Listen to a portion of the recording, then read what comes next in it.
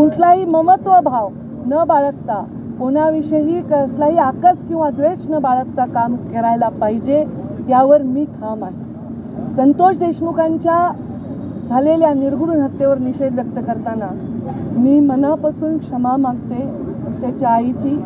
कारण ज्या मुलांनी ही निर्घृण हत्या केली आहे ते माझ्या पदरात असते, माझ्या पोटचे असते, तरी मी हेच म्हणले असते की त्यांना कडक शासन करा.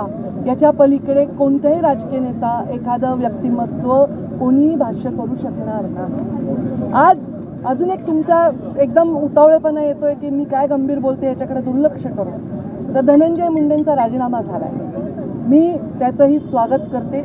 हा राजीनामा फार आधी व्हायला पाहिजे होता. हा राजीनामापेक्षा शपथच नाही व्हायला पाहिजे होती. तर या सगळ्या गोष्टींना, पुढच्या भोगांना कदाचित सामोरं जावं लागलं नसतं. घेणाऱ्यांनी सुद्धा आधी घ्यायला पाहिजे होता, धनंजयनी सुद्धा आधी राहायला पाहिजे होता. या सगळ्या वेदनांपासून कदाचित गरिमामय त्याला एक मार्ग मिळाला असता.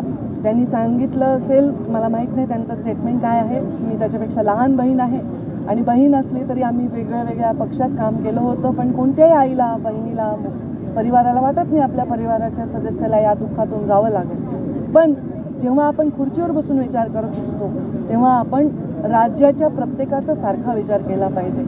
त्या पोराच्या परिवाराच्या, त्याच्या जीवाच्या वेदनांपुढे हे काहीही मोठा निर्णय नाही आहे. त्यांनी तो घेतलाय, ते योग्यच केलेलं आहे.